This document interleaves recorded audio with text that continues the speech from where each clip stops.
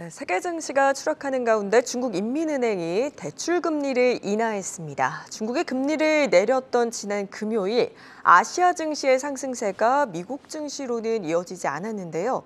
미 증시에는 잔물결 효과마저 나타나지 않았다라면서 월가에서는 볼멘 소리가 나오고 있다고 해요. 오늘 이 내용 알아보도록 하겠습니다. 한국경제신문 한상춘 논설위원 나오셨어요. 어서 오세요. 네, 안녕하십니까?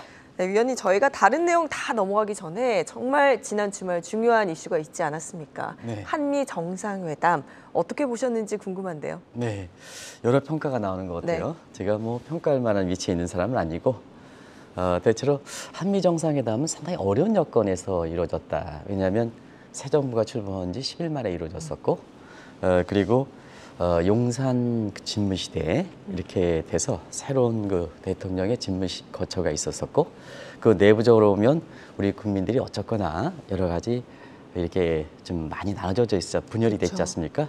그리고 대외적으로 보면은 우크라이나를 비롯해서 대만이라든가 북한 관련된 지정학적 위험 속에 이번에 그 열렸는데요.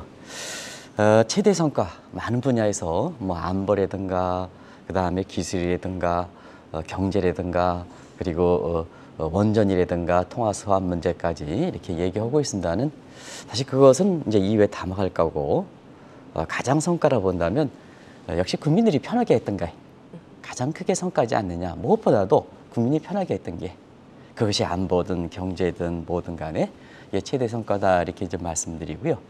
무엇보다 이렇게 대통령의 집무실이 바뀔 때는 외국에 이렇게 정상이 올 때는 가장 중요한 게 경호 문제입니다. 해외에서는 이 경호 문제를 어떻게 할 것이냐 하는 측면인데요. 이번에 이렇게 개인적으로 보면은 이런 이름을 밝혀서 죄송합니다는 김용현 그 경호처장이 이끄는 경호팀들이 철동 같은 경호 이런 걸 통해서 짧은 순간에 저렇게 경호를 잘할 수 있을까 하는 이런 것도 국내 언론이 지적하지 않은 해외 부분이다. 아무래도 이 사람 대통령이 오신다는 데 있어서는요, 이 문제가 굉장히 중요하거든요. 그런 쪽을 국내 언론이 지적하지 않는 이런 평가를 이번에 제가 국제금융 30년 종사하면서 인상 깊었다 하는 걸 말씀드리겠습니다. 네, 일단 뭐 한미 정상회담 굉장히 성공적으로 그래도 치러졌다라고 이야기하고 싶고요. 저희가 이제 증시 이야기로 넘어간다면 뭐 지난 금요일장은 보합권대에서 마치긴 했지만 연일 하락하고 있지 않습니까? 네. 상황이 너무 심각한 것 같은데 어떻게 해석을 해봐야 될까요? 예, 지금 이영권께서 말씀하신 대로 지난주 내내 이렇게 시청자분들한테 어두운 소식을 전해주는 과정에서 아마 마음이 이 앵커나 저도 굉장히 무거웠을 겁니다. 그만큼 낙폭이 심했었는데요. 지난 주말 같은 경우에는 증시에서 좀 탄력, 리질런스가 있으려면 최소한 그 나스닥 많이 떨어졌던 나스닥 같은 경우에는 3% 이상 기술적으로 올라서야 된다. 그러나 사실 그렇지 못한 환경이 됐는데요. 많은 분들, 특히 서학개인분들은 지난주 금요일에 중국의 그 금리 인하 조치가 있었기 때문에 미 증시에서도 그런 기술적 반등과 함께 리플 이펙트, 즉 잔물결 효과가 기대하는 시각이 있었습니다. 그런데 월가에서 오랜만에 나왔던 리플 이펙트도 월가에서 미국 증시에서는 없었다 하는 그런 측면인데요. 오히려 그 미국에서 보면 채권 시장, 이제 금리를 인상을 앞두고 있으니까 이렇게 두 차례 올렸습니다는 앞으로도 본격적인 금리 인상, 그다음에 양적 기축이 있으니까 시장 금리가 빠르게 올라갈 가능성이 있거든요. 그래서 채권에 이탈한 자금, 그다음에 증시에서 이탈한 자금 이런 것이 지금 일시적 피난처가 어디냐? 이게 이제 일시적 피난처는 국제금융시장에서 쉘터 자금이라고 합니다. 네, 쉘터 일시적으로 좀 도피해 놓을 수 있는 자금이 어디냐 하는 측면에서 지금은 미국도 시중 부동화되는 상태에서 은행에 예금이 많이 이렇게 증가한다. 이런 것도 향후에 투자 관련해서 염두에 두실 필요가 있지 않냐 생각합니다. 그리고 무엇보다도 지난주에 이렇게 미국 증시에서 보면 머스크의 일탈 행위에 따른 테슬라 주가가 굉장히 많이 떨어진 거죠. 아마 테슬라 주가가 제 개인적으로는 600달러 때도 이렇게 600달러에 들어온 것 같습니다. 이것이 우리가 많은 시청자분의 항의에도 불구하고 지난 그 3월 말에 주식 분할 트위터 인수 통해서 어떤 분 같은 경우에는 본격적인 저가 매수 해서 그때 당시에 한 1,100달러 정도 됐었는데요. 이 방송을 통해서는 체험할 리스크에서 사회적 책임이 굉장히 중요하다. 일탈행위들 이런 문제가 테슬라 주가에 굉장히 악영향을 미칠 것이다 하는 이쪽으로 해서 굉장히 부정적이 되고 테슬라의 저가 매수를 추천했던 이런 과정에서 일부 그렇게 개인 투자가들이 테슬라를 의외로 많이 사셨거든요. 근데 결과는 뭐냐? 지금은 660달러, 1100달러 대비해서 660달러 이렇게 봅니다. 그래서 이 과정에서 투자자들의 손실이 40% 이상 급증하는 모습을 보이고 있거든요. 그래서 이 방송에서 이렇게 빅테크 자산 모형 올라간다 이렇게 해서 추천하는, 그래서 이런 시각은 상당히 잘못되어 있다는 것을 단적으로 보여준 대목이 아니냐 하는 생각이 듭니다. 그래서 뭐든지 이렇게 서로 하이 커넥션 소사이티에서는 이 머스크 같은 이런 사람들은 굉장히 사회적 책임성을 갖고 있는 사람이거든요. 그래서 개인의 이익이라든가 개인의 어떤 명성 이런 것보다는 주주들의 생각이라든가 국민들의 생각하야 국민 속에서 투자자 속에서 이렇게 기업이 성장하고 증시도 성장한다 하는 것을 지난 주말에 여러 가지 CNBC라든가 이런 통해서 해설하는 월가의 베테랑들이 해석하는 이런 모습도 한국에 최근에 보면 이렇게 금융사고들이 잦았지 않습니까? 네. 금융사고들이 잦아진 과정에서 또 새 정부에서는 지금 법무장관을 비롯해서 이런 쪽에 아주 크리어겠다 하는 이런 입장에서 많은 시사점을 던져주는 것이 아닌가. 언제 한번 이 내용도 같이 한번 말씀드리겠습니다. 네, 지금 미국 증시 흐름을 보면 5월 FOMC 이후에 더블 데드캣 바운스 현상이 나타나면서 정말 무엇이든 호재만 제발 나타나라 이런 상황인 것 같은데 이게 썩 쉽지만은 않은 것 같아요. 네, 지금 아주 좋은 지적을 하셨는데요. 워낙 더블 데드캣 바운 이 문제에서 아무래다 보니까 좀 호재, 기술적으로 이제 반등될 수 있는 시점이니까 호재만 나타나면 민감하게 해서 올라가지 않느냐 하는데 그것이 이제 일부 서학개미들 사이에 중국의 대출 금리 인하가 호재가 되지 않겠나. 또 이렇게 지난 금요일에 방송하는 것 내용을 보면 외국 자본이 국내에 조금 이렇게 들어오다 보니까 결과적으로 외국 자본에서 또 다시 저가 추천한 시각이 있는데요. 사실상 미국은 이 방송을 통해서 말씀드린 가장 근본적인 문제가 펀더멘탈이죠. 그래서 누님이 말씀드리는 펀더멘탈이 가장 중요한 요인인데요. 지금 월가에서 보면 더블 데드캣 바운스와 함께 더블 딥에 대한 이런 우려가 상당히 많은 상태거든요. 그러면 더블 딥이라는 것은 장기 침체 신호인데요. 지금 전형적으로 더블 딥 모습이냐 하는 것을 한번 작년 3분기의 성장 과제 한번 보겠습니다. 시청자 여러분, 저기 우리 정영국 PD께서 준비하신 자막을 보면 작년 3분기에 6.7%, 이제 한 번 꺾였죠. 4분기에 2.3% 내려왔습니다. 그리고 이제 올해 1분기에는 마이너스 4% 정도 이렇게 해서 2분기 성장률이 이렇게 조금 올라간다 하더라도 작년 1분기에 이렇게 분기별 수치를 보면 더블딥의 양타를 보이는 거거든요. 그렇기 때문에 지금 2분기 성장률이 이렇게 높게 나온다 하더라도 1분기에 대비해서 1분기에 놓으면 저런 구조를 볼 때는 더블딥 양태다 이렇게 보시면 되겠습니다. 이것이 이제 해소가 되느냐 이 여부가 가장 중요해서 미국의 중국의 대출 금리 인하가 월가에서 바라는 본질적 문제를 이렇게 해결하는 데 미흡했다 하는 이 측면에서 월가에서 리플 이펙트가 나타나지 않은 목적이고요. 오히려 이런 쪽이 되죠. 자, 시청자 여러분, 미국은 금리를 올려나가고 있죠. 네. 근데 중국은 금리를 내렸죠. 그러니까요. 그러면 Great Divergence, 대발산이 되는 거죠. 그러면 자금이 어쪽으로 가겠습니까? 미국 쪽으로 가겠죠.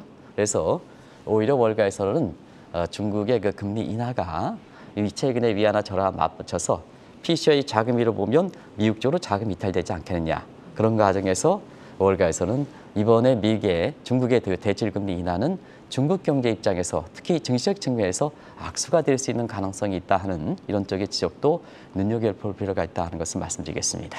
네, 이제 한 가지 궁금한 게 중국 인민은행의 이 금리 인하 같은 경우에는 여러 번 반복이 되어 왔는데 효과 자체가 길게 가지 않는 것 같습니다. 왜 그런 걸까요? 시진핑 때 특히 그렇거든요. 네. 왜 그러냐? 시진핑 때 자기 자신의 야망을 위해서 사실 통제권이 굉장히 강화됐지 않습니까? 통제권이 엄청 강제됐는데요. 시청자 여러분, 금리 인하라는 것은 프라이스 메커니즘, 시장 경제라는 거거든요. 시장 경제를 작동하지 못한 상태에서 통제권이 강한 상태에서 금리를 내려봐야 금리를 내리면 시장 경제 원리를 이용하는 거거든요. 근데 시장 경제가 무너졌으니까 자연스럽게 지금 말씀하신 대로 사실 중국의 통제권이 풀리지 않으면 월가에서 보면은 이렇게 중국 증시에 반짝 효과가 나타났지 그동안 대출 금리 인하할 때 지속 가능하게 나타나진 않는다 이렇게 보게 됐습니다. 그런 것이 아시겠습니다는 통화 정책의 전달 경로, 트랜스미션 메커니즘이라 해서 지난주에 월가에서 나왔는데 이 방송을 통해서는 말씀을 드린 적이 있습니다. 우리가 금리 인하하면 케인즈의 트랜스미션 메커니즘 보면 자 금리를 내리면 여기 일라스틱 탄력성이 좋아가지고 민감하게 반응해가지고 자 금리를 인하하면 소비가 증대해야 되겠죠. 기업들이 자금 코스, 차익 코스가 낮아지니까 투자 증가하겠죠. 그러면 총수요가 증가해서 투자 승수 효과가 나타나면 결국 경기가 회복되는 이런 게 트랜스미션 메커니즘이거든요. 근데 중국은 통제권이 강해서 시장 경제에 작동하지 못하다 보니까 대출 금리를 내리대도 일라스틱해서 이 탄력성이 총수요를 증가하는 탄력성이 인일라스틱 비탄력적으로 변한다는 얘기입니다. 그래서 시청자 여러분 앞서 말씀드린 같이 오히려 이런 상태에서는 통제권이 강화된 상태에서 통제권을 완화시키지 않으면 결과적으로 역자선 효과가 미국 자본 이탈이 돼서 경기에도 도움되지 못한다. 실제로 중국이 작년부터 대출 금리를 수차례 내려갔는데요. 중국의 경제에는 작년에 18.3%에서 계속 반토막씩 됐던 것도 결국 통제권이 강화되는 상태에서 금리 인하에 따른 프라이스 메커니즘을 작동시키지 못한 것이 원인이다 이렇게 보겠습니다. 그런 과정에서 지금 월가에서 보면 금리 인하보다 더 필요한 중국 경제라든가 또 중국 경제의 회복에 따른 다른 데 소위 리플 효과를 기대하려면 시진핑이 강화했던 가장 본질적인 통제권을 완화시켜야 된다 하는 문제를 지금 지적하는 상황이거든요. 그 통제권이 뭐냐? 나중에 제가 설명드리겠습니다는 작년에 3월에 중국의 경제정책이 이렇게 변화시키면서 산불 정책이 됐죠. 그 산불 정책은 나중에 말씀드리겠습니다.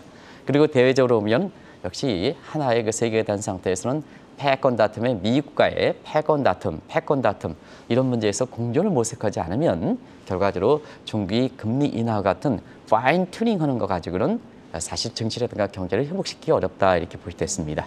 그런 측면에서 다음 달부터 상하이라든가 이런 데 코로나에 대한 봉쇄 조치 일단 단기적으로 보면 이걸 풀리느냐 어느 정도 범위까지 풀리느냐 이런 것이 오히려 중국 인민은행의 금리 인하보단 월가에서 통제권에 완화되는 측면의 시그널적인 측면에서 더 의미가 있기 때문에 이것을 더 크게 본다 하는 걸 말씀드리겠습니다. 이렇게 지금 중국에서 외국인 자금이 이탈하고 있는 게 홍콩의 보안법을 실시한 이후부터 지속되어 오고 있는 것 같습니다. 그런 거죠, 지금? 네. 시진핑의 경제 야망은 홍콩부터 두들기는 거죠. 네. 그리고 이제 중국 내부로 가는 거죠. 그런 각도에서 지금의 이렇게 중국에서 자금이 이탈하는 문제, 이런 문제는 사실 앞으로 어떻게 될 것이냐 하는 측면은 홍콩이 먼저 갔기 때문에 홍콩의 전례를 보면 중국이 통제권을 이렇게 완화시키지 않으면 중국 모습도 그대로 정형하지 않겠느냐 하는 생각이 듭니다. 그러면 지금 미국 중심으로 사실 그 방송이 많이 이루어지다 보니까 홍콩 문제가 어떻게 되느냐 하는 것이 시청자분들이 좀 멀리 가 있을 것 같아요. 그래서 3년 전부터 강화했던 홍콩의 보안법 실시 이후에 홍콩의 지금의 상황을 한번 보겠습니다. 중국의 실질적으로 홍콩 지배를 하는 보안법 실시 이후에 중국의 홍콩에서는 트리플 러너 현상, 3대 공도 현상이 나타났다고 보겠습니다. 그런 과정에서 지금 외국 자본은 홍콩을 많이 떠납니다. 그래서 홍콩 플러스 X대 헥스트 현상이 심화되는 양상이죠. 이건 국내 증권사라든가 이런데 홍콩에 이렇게 가보면 이거 골치 아프게 생각하거든요. 우리가 방송이 미국 중심으로 이어져서 이게 소홀히 된 것이 있다는 굉장히 심각한 거로 나오고 있고요. 그다음에 자금만 빠지느냐, 외국 기업도 빠지고 있습니다. 사실 중국 홍콩에 들어간 이유는 뭡니까? 아시아의 그 국제금융시장으로서 자금 조달이 필요하고, 그다음에 영국의 식민지로서의 자유로움 같은 거, 이런 그 사상적인 측면에서 자유로움 이런 것이 홍콩에 이렇게 직접 투자의 외국 기업의 매력적이 있는데요. 이게 내정 간섭이 되다 보니까 결과적으로 기업도 철수하는 과정에서 자 본국으로 들어가거나 리쇼링 아니면 인접한 지역에 베트남 지역이나 리쇼링 이런 현상이 나타나고 있다 이렇게 볼 수 있습니다. 그리고 홍콩 시민들도 아예 그냥 중국에 편입하거나 아니면 영국이라든가 아니면 호주라든가 싱가포르 지역으로 이렇게 이탈하는, 그래서 자금도 빠지고 그다음에 기업도 빠지고 사람도 빠지는 이런 현상이 지금 홍콩에서 나타나고 있다 이렇게 보겠습니다. 그러면 중국 같은 경우는 어떻게 될 것이냐 하는 측면을 보겠습니다. 중국을 통해서 자막을 이렇게 보면 중국은 차이나 플러스 X, 아까 헥스트와 마찬가지로 차이나 플러스 X에서 이걸 C/XT 이런 표현을 씁니다. 어떤 분 같은 경우는 이제 차이나와 XT 이렇게 표현해서 상당히 이상한 표현을 씁니다. 국제시장에서 그냥 C, 경제 대국은 이렇게 크게 표시합니다. 이니셜로 크게. 그리고 XT 이렇게 해서 CXT 현상이 나타나서 중국도 지금 중시를 중심으로 해서 이것이 포트폴리오 인베스트먼트 자금이든 다이렉트 인베스트먼트 자금이든 중국에 투자를 하지 않고 밖으로 빠지죠. 그래서 유입 대비 유출 자금의 비율을 300까지 급등하는 모습, 유출이 많다 이렇게 볼 때 있습니다. 그리고 미국과의 그 마찰이 지속되는 상태에서 지금 미국 기업과 그다음에 사람도 빠지는 현상. 예. 중국 내에 사람이 많이 빠지죠. 외국인들이 빠지는 현상. 그래서 홍콩과 비슷한 현상이 나타나고 있다. 이것이 어느 정도 지금 중국의 경제라든가 이런 측면에 악영향을 미치다 보니까 이것이 통제권이 시진핑이 야망을 위해서 통제권을 더 이렇게 풀지 않으면 홍콩에 갖고 있는 그런 3대 공성 현상이 심화될 것이다 하는 것이 앞으로의 중국의 모습이다 이렇게 보시면 되겠습니다.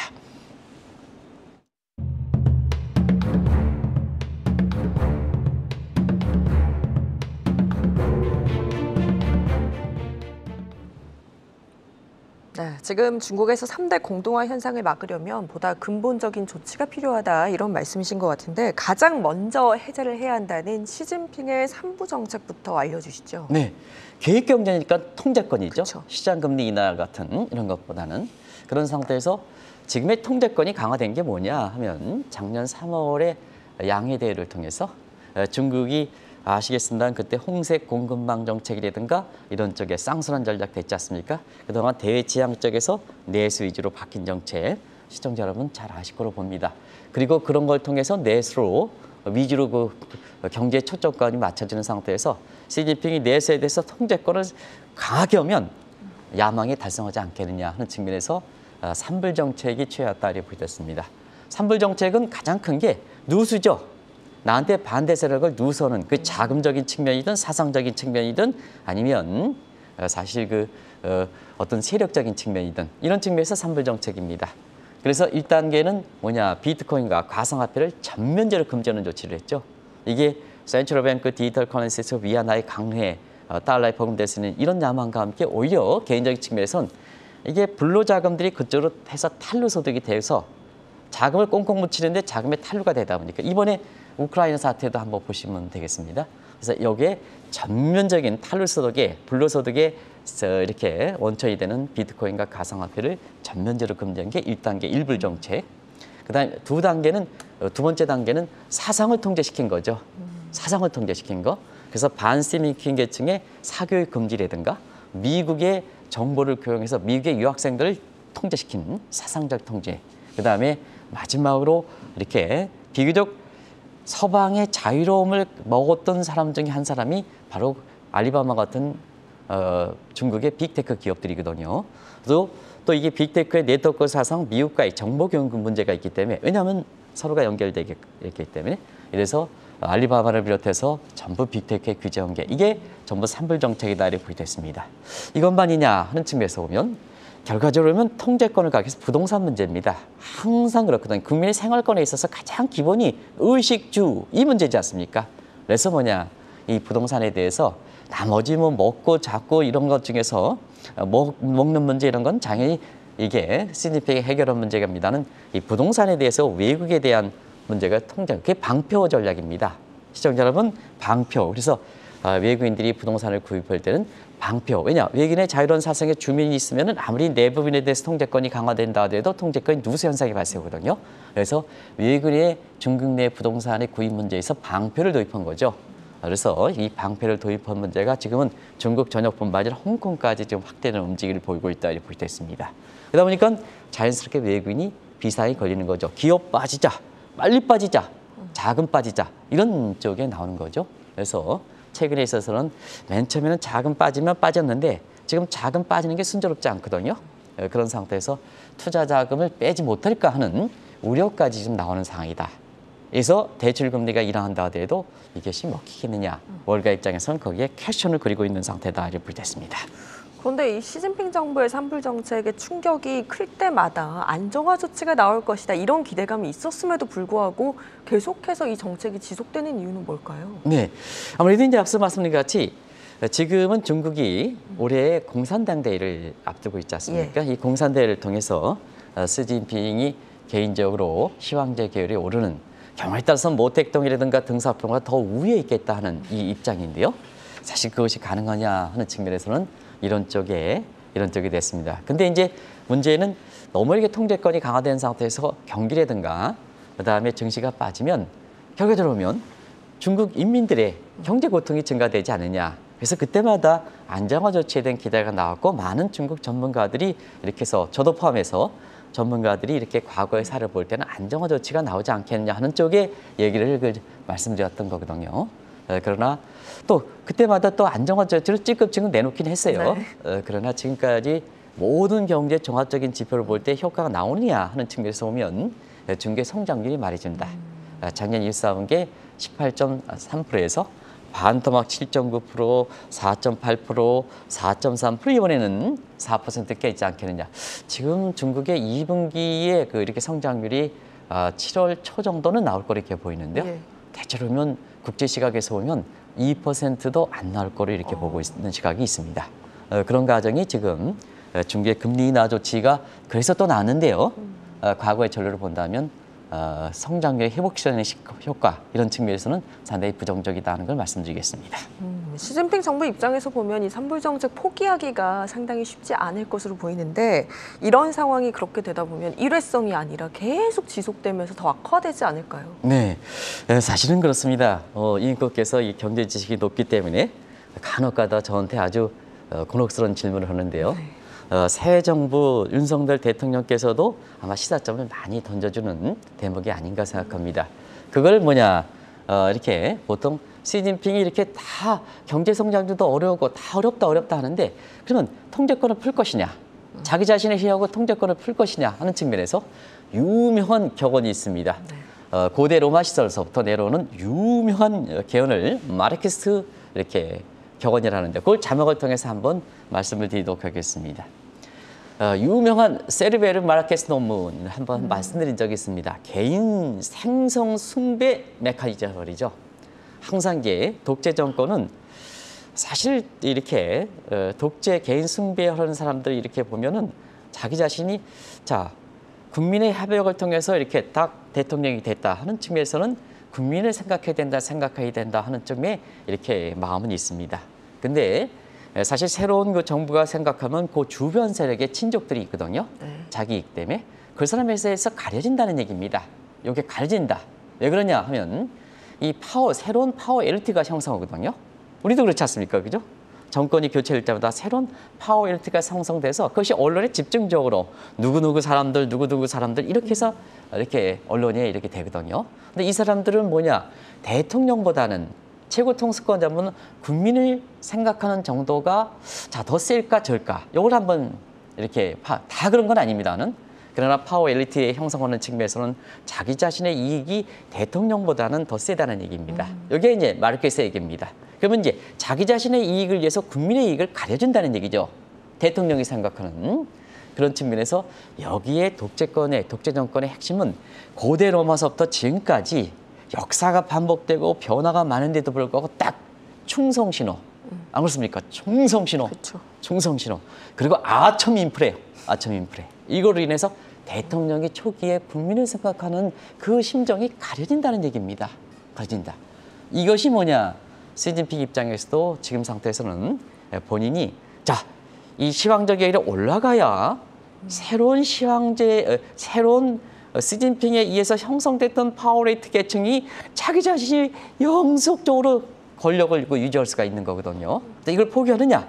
근데 국제사회에서 보면은 시진핑이 집권한 이후에 지금까지 이렇게 건가져 보면 이 위험수인 루비콘 강을 건너지 않았느냐 하는 측면에서 이 경제에 대해서 통제권이 강화되는 게 상당히 미온적 처치에 끝난다는 것도 바로 그렇다. 그래서 경우에 따라서는 이번에 올해 공산당을 통해서 시황제 개혁을 하지만 경우에 따라서는 자중사가 될 것이다 하는 것이 미국과의 첨단 마찰이 더 진행되는 상태에서 굉장히 이런 것도 중국 경제 위험 요인을 꼽고 장기 지속 가능성의 부정적 측면으로 이렇게 된다 이렇게 보게 됐습니다.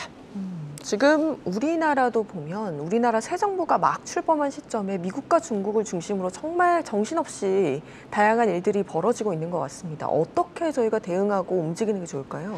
결국 세계 흐름이죠. 세계 흐름에서 지금까지 중국에 대해서 상당히 부정적으로 이렇게 얘기했습니다는 그것이 뭐냐? 앞으로도 개선될 가능성이 있느냐? 중국이 지금의 이렇게 미국에 버금될 수 있는 경제 위상을 구상해서 갈 수 있느냐 하는 측면에 갈 수 있다면 중국에 대해서 편향적으로 이렇게 대외 정책을 심어야죠. 근데 사실상 지금까지 말씀드렸다시피 이렇게 중국의 이렇게 미국의 견제에 의해서 굉장히 힘을 잃을 가능성이 있고 또 시진핑이 개인의 야망이 있다면 중국 경제 전체적인 국력적인 측면에서는 한계가 있다는 얘기입니다. 개인적 야망이 앞서질 때는 그런 측면에서 이렇게 문재인 정부 입장에서는 너무 안미 친중으로 갔던 것은 이 흐름을 잘못 잇지 않느냐. 근데 그 흐름을 잘못 잇는 상태에서 지금 중국에 대해서 4% 붕괴 우려가 되는 상태에서 새 정부가 출범한 거거든요. 그렇죠. 그런 측면에서 이번에 바이든 대통령이 이렇게 오면서 안보든 경제든 기술이든 무엇을 외화 캐시프로든 원전이든 간에 이렇게 미국 쪽으로 이렇게 대외 정책의 균형을 이렇게 가져간다는 측면은 그것이 나중에 어떤 구체적 내용을 담겠느냐, 어떤 이렇게 해서 구체적인 내용이 없다 하는데 그거 지금 바이든 대통령이 오셔가지고 2박 3일 동안에 지금 내용을 담는 거는 앞으로 실무진이 내용을 담아야 될 얘기입니다. 최고 통수권자들이 방향을 제시하는 것만 하더라도 경제 안보에서 뭐가 있느냐? 그거에서 국민이 편하게 했던 것이 최대 성과죠.